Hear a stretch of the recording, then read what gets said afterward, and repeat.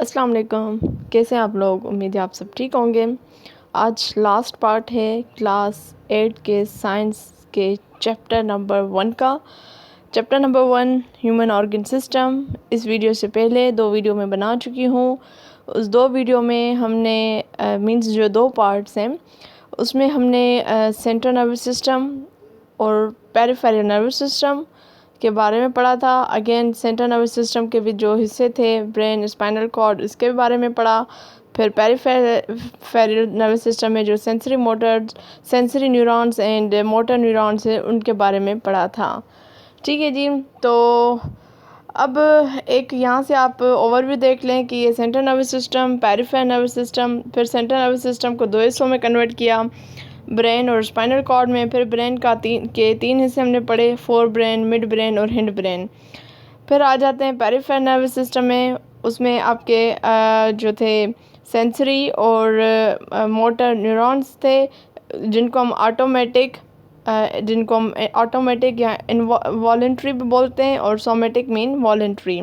और ऑटोमेटिक के फिर हमने 2 पढ़े थे, सिंपैथेटिक एंड पैरासिम्पैथेटिक। ठीक है जी। आज हम पढ़ेंगे एक्सक्रीटरी सिस्टम के बारे में, जिसमें हम किडनी और किडनी का जो रोल है इन टर्म ऑफ एक्सक्रिएशन उसके बारे में पढ़ेंगे।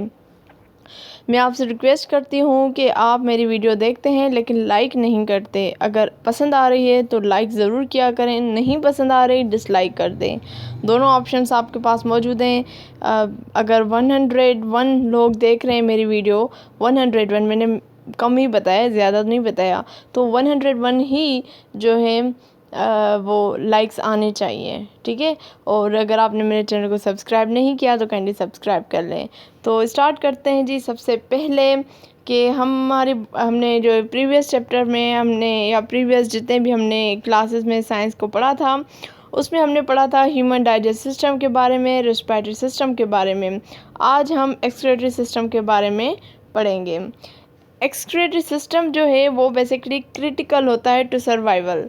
ठीक है। शुक्र अदा करें अगर जो हमारी बॉडी से जो रिमूवल वेस्टेज निकलता है, ये भी अल्लाह की नेमत है कि अल्लाह ने हमें इस काबिल बनाया कि हम अपनी बॉडी से वो निकाल पा रहे हैं। मैं फीसिस की बात करें, मैं फेकल मटेरियल की बात कर रही हूँ। ठीक है। अगर ये सब कुछ ना निकले तो हम सर्वाइव भी ना कर सकें। मैं यहाँ से जो है स्टार्ट कर रही हूँ। ठीक। उसके अलावा आगे बात कर रहे हैं, the trillions of living cells in the human body produce metabolic waste which must be eliminated from the body. अब हमारे बॉडी में जो है ट्रिलियंस ऑफ लिविंग सेल्स है और हर सेल क्या करता है, waste product, waste material, metabolic waste जो है निकालता है। और उस वेस्ट मटेरियल को जो है बाहर निकलना ज़रूरी है, हमारी बॉडी से बाहर निकलना ज़रूरी है। अगर ये जो वेस्ट है इसको एलिमिनेट नहीं किया गया या नहीं करते तो it might be to lead to death, मतलब हम मरने के हद तक भी पहुंच सकते हैं। आगे कह रहे हैं, the process of elimination these waste material from the body is known as excretion of waste. अब एक्सक्रिएशन ऑफ वेस्ट किसको बोलते हैं? मतलब ये एक अमल है जिसके थ्रू जो हमारे बॉडी में वेस्ट मटेरियल है उसका बाहर खारिज होना, हमारे बॉडी से बाहर निकलना, इस अमल को कहते हैं हम एक्सक्रिएशन ऑफ वेस्ट। अब देखिए हमारे बॉडी में अगर जैसे हम मेन देखें तो 4 ऑर्गन हैं मेन जो बहुत इंपॉर्टेंट रोल प्ले करते हैं eliminating waste material from our body. अब वो कौन कौन से हैं? सबसे पहले लंग्स है। लंग्स से क्या निकलता है? कार्बन डाइऑक्साइड, जो वेस्ट प्रोडक्ट है वो बाहर निकलता है। उसके बाद किडनी की बात हो रही है तो किडनी से जो यूरिन है, वो हमारा जो वेस्ट मटेरियल है, ये भी यूरिन वो बाहर निकलता है।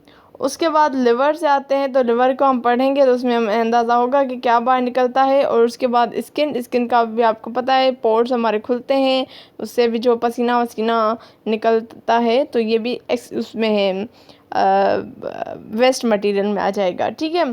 अब आगे अगर हम देखें तो वाटर जो है, यहाँ पे इन्होंने कुछ वेस्ट मटेरियल का जिक्र किया गया है जो हमारे बॉडी से निकलते हैं। ठीक है। ये हम इसको देखते हैं। सबसे पहले ये बात करें वाटर की। वाटर एक ऐसा प्रोडक्ट है किसका? प्रोडक्ट ऑफ सेल्यूलर रेस्पिरेशन का and excess water absorb from food in the large intestine. जो लार्ज इंटेस्टाइन में ये वाटर जो है वो एब्जॉर्ब किया जाता है। उसके बाद जो सेकंड है waste product which is the carbon dioxide, जो मैं ऑलरेडी बता चुकी हूँ। जब हम सेलुलर रेस्पिरेशन हो रही होती है हमारी बॉडी में, तो उसमें carbon dioxide actually waste material होता है। थर्ड है मिनरल सॉल्ट। इसमें जो है सोडियम क्लोराइड जो फूड से हम ले रहे होते हैं वो एक्सेस होता है, उसको भी निकलना लाजमी है। और थर्ड है urea, that is the nitrogenous material produce from the breakdown of access protein in the liver. तो ऊपर मैंने कहा कि मैं बताऊंगी, तो ये लिवर जो है बेसिकली यूरिया, इसमें ये लिवर से यूरिया निकलता है। Urea is the waste product. और ये कब निकलता है, जब यूरिया बेसिकली नाइट्रोजीनियस सब्सटेंस है और ये प्रोड्यूस होता है from the breakdown of access protein in the liver.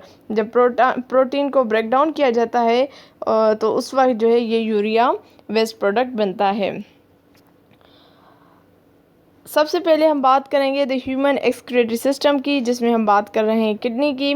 तो ये एक आप ओवरव्यू देख लें किस तरीके से ये हमारे जो है अंदर स्ट्रक्चर होता है।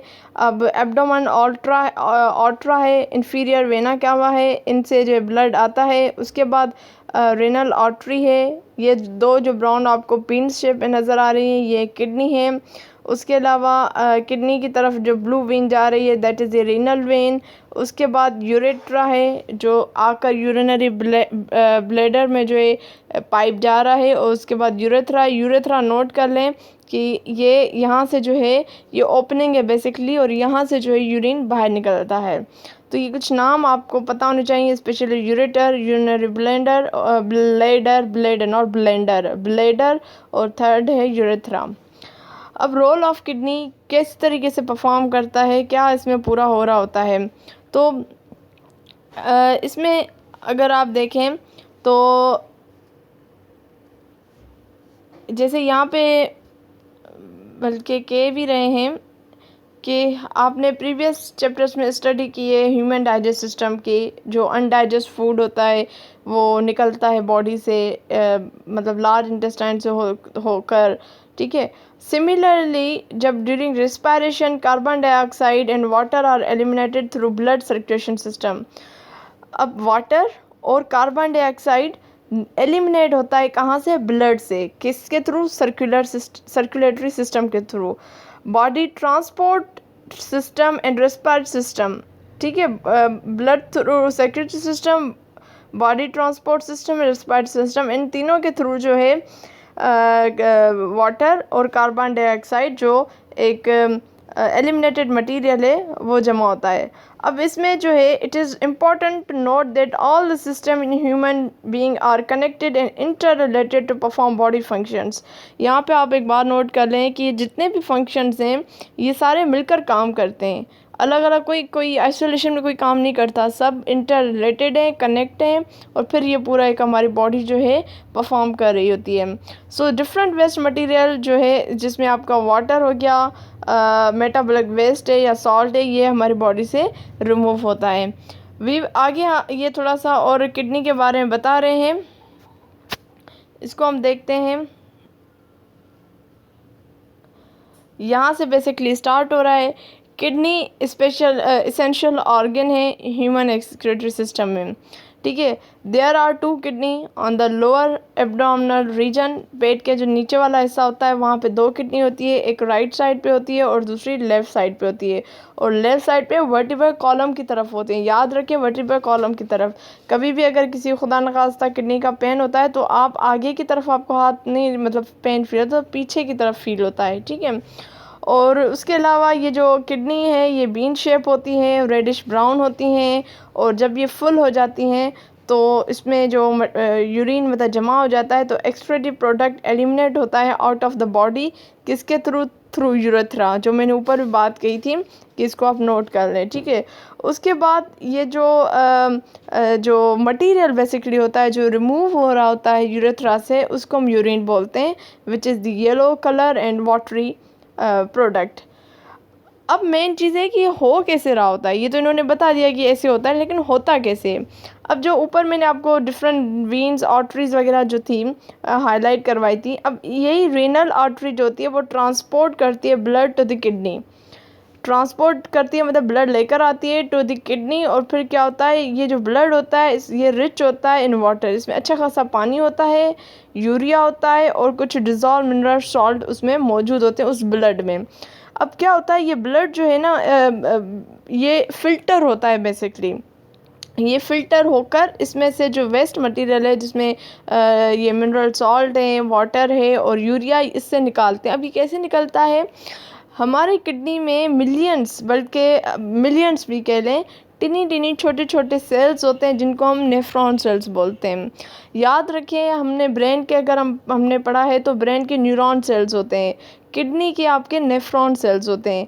तो ये मिलियंस की तादाद में होती हैं। और हर, अगर आप जैसे बड़ी क्लासेस के हम पढ़ेंगे, ये तो हम पढ़ें 8th का, अगर आप इंटर फर्स्ट ईयर का बुक देखेंगे तो उसमें नेफ्रॉन सेल एक अलग उन्होंने पूरी बड़ी डायग्राम बनाकर दिखाई कि एक नेफ्रॉन सेल कितना, यहाँ पे मिलियंस में और टिनी है, उसको पूरा उन्होंने अंदर बताया है कि किस तरीके से अंदर उसका स्ट्रक्चर है। और बिल्कुल जैसे हमारे घरों में फ़िल्टर प्लांट लगा होता है, इसी तरीके से इसका पूरा इसी सिस्टम बना हुआ है और इससे वो पूरी ब्लड जो है वो छनती है बेसिकली। ठीक है, तो ऐसे जो ब्लड है वो नेफ्रॉन किडनी में आती है और उसमें जो सेल्स होते हैं नेफ्रॉन सेल्स, ये ब्लड को लेते हैं, फिर metabolize nutrients and help pass out waste product from filter blood. फिर उसको ब्लड को फिल्टर करते हैं और उसमें जो काम किया है वो निकल जाएगा और जो वेस्ट है उसको अलग कर देंगे। नेफ्रॉन में क्या होता है, यहाँ पे बेसिकली ये एक कॉम्प्लिकेटेड केमिकल एक्सचेंज होता है और between capillaries and urinary carrying tubes. Capillaries मतलब कैपिलरीज फिर आपकी ब्लड की तरफ जाती, बॉडी की तरफ जाती हैं। अब यहाँ पे समझें कि जो ब्लड है वो आपकी किडनी की तरफ आया, वहाँ से फ़िल्टर होगा, फ़िल्टर होकर जो साफ़ ब्लड है जो हमारी बॉडी की तरफ जाना है, जो बॉडी को नीड है, वो कैपिलरीज़ की तरफ चला जाएगा। कैपिलरीज़ आपकी बॉडी के साथ कनेक्टेड होती हैं और जबकि आपका जो वेस्ट मटेरियल होगा जिसमें वाटर है, यूरिया है और मिनरल सॉल्ट्स जो हैं जो काम के नहीं है, जो एक यूरिन की शेप में बन जाएंगे, अब वो आपका चला जाएगा यूरिन कैरिंग ट्यूब की तरफ। ठीक है, और फिर वो वहाँ से यूरिनरी सिस्टम वाटर जो है लीव कर देगा ब्लड को, फिर वो इस तरीके से यूरिनरी सिस्टम की तरफ आकर और यूरेथ्रा से रिमूव हो जाएगा। तो यहाँ पे देखिए लिवर का अगर हम जैसे बात करें थे, इसमें जो अमाइनो एसिड्स हैं वो कन्वर्ट हो जाते हैं यूरिया में। और उसके अलावा यूरिनरी सिस्टम में आपका किडनी, यूरेटर, ब्लैडर, यूरेथ्रा, ये 3-4 बल्कि सीक्वेंस आप याद रख लें। अगर आ सकता है एग्जाम में कि किडनी उसके बाद ब्लैडर दे दे और उसके बाद यूरेटर दे दे और फिर यूरेथ्रा दे दे, तो सीक्वेंस गलत है। सीक्वेंस क्या होगी, किडनी, किडनी के बाद यूरेटर, यूरेटर के बाद ब्लैडर, ब्लैडर के बाद यूरेथ्रा। आगे हम आए तो आगे जो ये कह रहे हैं कि जो एक्सक्रीटरी प्रोडक्ट हैं वो रिमूव होते हैं फ्रॉम हर एक किडनी से और फिर वो पास होते हैं toward the ureter to the urinary bladder. I don't know why मैं उसमें एन क्यों ऐड कर रही हूँ, that is the urinary bladder. अब ये यूरिनरी ब्लैडर का जो काम है वो ये है कि उस excretory product which is the urine उसको स्टोर करके रखता है टेम्पररी, कुछ टाइम के लिए। जब वो पूरा फुल हो जाता है तो ये हमारे बॉडी को फील हो जाता है कि ये फुल हो गया, अब इसको रिमूव करने की ज़रूरत है, फिर वो एज अ यूरिन यूरेथ्रा से रिमूव हो जाता है। ठीक है, अब यहाँ से ही मैं बता दूँ आगे, आई डोंट नो है या नहीं है। जैसे यहाँ पे जो है ब्लैडर में जो है ये पूरा यूरिन जमा होता है, कुछ लोग क्या करते हैं रोक कर रखते हैं यूरिन को, उनको पता है कि फुल हो गया लेकिन नहीं करते, तो इनमें फिर किडनी के इश्यूज़ आना शुरू हो जाते हैं। हमारे यहाँ क्योंकि ज़्यादा है, बिकॉज हमारे यहाँ पब्लिक वॉशरूम्स, पब्लिक टॉयलेट्स का कॉन्सेप्ट नहीं है, तो जो बाहर जाते हैं तो फिर वो घर आके ही अपने आप को जो है वो करते हैं, यूरिन पास आउट करते हैं। तो इसलिए हमारे यहाँ किडनी का मसला बहुत ज़्यादा है। आगे आते हैं किडनी मेल फंक्शंस, जो मसले मसाइल किडनी में हो जाते हैं वो क्या है। तो आगे कह रहे हैं कि किडनी फेल्यूर भी होता है, मतलब किडनी काम करना छोड़ देती है। अब ये क्यों करती है, मतलब या सही काम क्यों नहीं करती, बिकॉज कुछ सम रीजंस होती है या कुछ डिजीज़ होती हैं जिस डिज़ीज़ की वजह से किडनी पे इफ़ेक्ट्स वो डिज़ीज़ डालती है, जिसमें डायबिटीज़ है, हाइपरटेंशन है और इन्फेक्शंस हैं काज बाय माइक्रो ऑर्गेनिजम्स। ये कुछ डिजीज़ हैं जिसकी वजह से आपका किडनी फेलियर हो सकता है, या फिर ब्लॉकेज हो यूरेटर में एंड यूरेथ्रा में in the form of calcification या स्टोन, ये भी बहुत काज करता है, या उसकी वजह से भी अच्छा खासा डैमेज हो जाता है किडनीज़ का। क्योंकि अगर क्योंकि यूरिन का फिर फ्लो नहीं होता और वो बहुत ही पेनफुल मतलब होता है। और इवन कुछ लोग की किडनी पे भी वो ज़िंदा रहते हैं, नॉर्मली ज़िंदा रह सकते हैं। अगर दोनों किडनी जो है वो फेल हो जाए तो फिर वो बंदा आर्टिफिशियल किडनी के ऊपर भी रह सकता है और रहता है और रिलाई करता है। बेसिकली इतना टाइम तो वो नहीं रह पाता ज़िंदा, जिसको हमारे यहाँ डायलिसिस भी कहते हैं। और वो डायलिसिस मशीन होती है, बेसिकली वो ब्लड को प्यूरिफाई करती है और उससे वेस्ट मटेरियल जो है निकलता है। यहाँ पे देख लें, डायलिसिस ये एक प्रोसेस है। प्रोसेस किसका है? प्रोसेस ऑफ फिल्ट्रेशन है, increasing the blood outside the body. Body से वो ब्लड बाहर निकल कर वो फिर एक पूरा सिस्टम है आगे बना हुआ है इस तरीके से, ठीक है। ये बाजुओं में डाल देते हैं और फिर ये पूरा एक मशीन होती है और एक तरफ से साफ़ ब्लड जो है अंदर आता है, एक तरफ से जो है वो ब्लड जिसमें वाटर, यूरिया और सॉल्ट वगैरह मौजूद है, मतलब अनक्लीन ब्लड जो होता है, जो क्लीन नहीं है, वो निकलता है। फिर दूसरी तरफ से साफ़ होकर उसी बाजू में साफ़ ब्लड जा रहा होता है। तो डायलिसिस जो है मतलब दो तरीके हैं, एक तो फिल्ट्रेशन है और दूसरा रीअब्जॉर्प्शन है। डायलिसिस यही करती है जो मैंने बताया कि रिमूव करती है एक्सेस वाटर एंड वेस्ट को through semi permeable membrane which allow certain substance pass through it, not other principle of osmosis and diffusion। ये बहुत इंपॉर्टेंट बात है कि डायलिसिस जो है जो प्रिंसिपल फॉलो करता है वो ऑस्मोसिस एंड डिफ्यूजन, ये दो प्रोसेस है। ये आगे हम पढ़ेंगे इनको।